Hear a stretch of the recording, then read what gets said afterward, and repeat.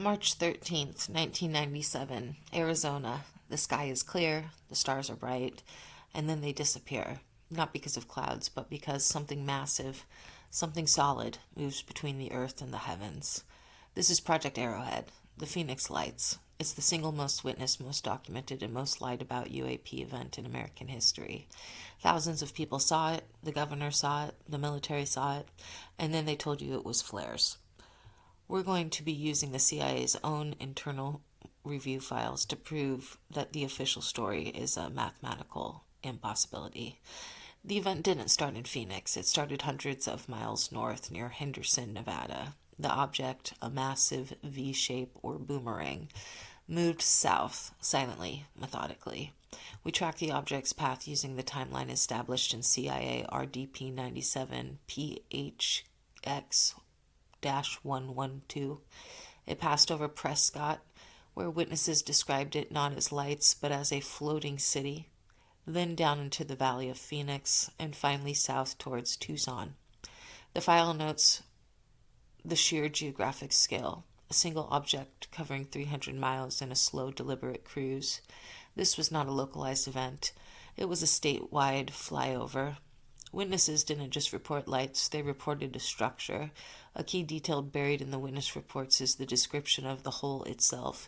It wasn't shiny metal. Multiple witnesses in Prescott described it as looking like a floating cement or a matte black surface that absorbed light. It blocked out the star field completely. The lights, 5 or more, arranged in a V, were embedded into the craft, described as canisters of swimming light rather than bulbs. Crucially, witnesses reported the object was silent. A mile-wide object moving through the atmosphere should create a sonic boom, wind noise, or jet wash. It created nothing. It defied aerodynamics. The CIA RDP97 file contains a scale assessment that is terrifying. Based on triangulation from witness on the ground and pilots in the air, the object was estimated to be over a mile wide. To put that in perspective, that is large enough to cover downtown Phoenix in shadow. A quote from the CIA RDP97 PHX-112 file, initial assessment quote, "The sustained nature and massive geographic spread of the sighting renders previous explanatory matrices, weather balloons, atmospheric plasma, non-viable. The object's projected minimum flight path velocity over a 300-mile sector requires a reevaluation of observed atmospheric physics," end quote. The Air Force claimed the lights were flares dropped by A-10 Warthogs on a training mission at the Barry M. Goldwater Range. This is the flare deception. We forensically dismantled this lie using the DIA, Defense Intelligence Agency assessment, DIA DSR 97-005. Drift. Flares drift with the wind. The Phoenix object moved against the wind or hovered in a rigid formation. Ignition. Flares ignite and burn out. These lights traveled for hours without dimming. Smoke. Flares leave massive smoke trails. This object was clean. The DIA assessment confirms that the, quote, flare drop happened at 10 p.m. The massive V-shape flew over Prescott at 8:15 p.m. The timeline does not match. There is a darker chapter in the RDP97 file, The Intercept. Witnesses near Luke Air Force Base reported seeing jets scramble. Truck drivers on the interstate reported seeing fighter jets approaching the massive V, only to turn away or disappear into the shadow of the craft. Rumors persist of gun camera footage captured by these intercepts, footage that was allegedly seized and classified immediately. The silence from the Luke Air Force Base that night was deafening. They claimed their phones were ringing off the hook, yet they saw nothing on the radar. Where are the radar tapes? The FAA and the military claimed they had no record of the object, yet the CIA RDP-97 file references NORAD 97 JTAC logs that tracked non-conventional air traffic. The disappearance of these tapes is the hallmark of a containment operation.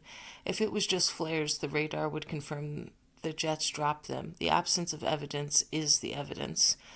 Governor Fife Symington held a press conference where he mocked the event, bringing out an aide in an alien costume. It worked. The media laughed. The story died. 10 years later, Symington confessed he admitted he was pressured to lie to prevent panic. He stated on record that he saw the craft himself over the Sierra Estrella. mountains. He described it as otherworldly and unlike anything in the human inventory. The governor of Arizona admitted the government lied to its own people about a massive UFO. CIA RDP97 PHX112 post-incident summary, quote, immediate application of the absurdity precedent was mandatory to divert public attention away from the genuine NORAD tracking anomaly. Mission objective successfully met by leveraging regional political figurehead to normalize the incident via mockery. Project Arrowhead proves that the government can hide a mile-wide ship in plain sight if they control the narrative. The Phoenix Lights weren't a mystery to the CIA, they were a technological crisis. The DIA's final word on physics of the craft remains the most chilling assessment in the file. This is from DIA DSR 97-005 Interagency Review, quote, velocity calculations for the tracked signature exceed theoretical thrust-to-weight ratios for all known atmospheric or near-atmospheric vehicles in the U.S. or partner inventories. The absence of a detected acoustic signature suggests propulsion method is non-conventional and possibly non-inertial. If analyzing radar end quote, if analyzing radar logs, debunking Air Force lies, and exposing political cover-ups has fueled your inner investigator, you know what to do. Your likes and subscriptions are the fuel that powers this archive, so hit the button. We've tracked the massive ships in our skies. Next, we're going to take a deep dive in geology of the Earth to find a lost civilization that the CIA has been mapping from space. Next time we open the files on Project Atlantis, the CIA and National Geospatial Intelligence Agency analysis of the Rishat structure in Mauritania, Africa. We will analyze the CIA RDP-72 geospatial anomaly memos and satellite reconnaissance data to assess the shocking theory. Is the Rishat structure the actual physical remains of Plato's Atlantis? We'll examine the measurements that match Plato's descriptions perfectly, the evidence of a massive water cataclysm, and the intelligence assessment of ancient pre-Ice Age advanced civilizations. Was Atlantis a myth or a target? Join us next time as the documented history of the world gets rewritten. I'll see you in the archives.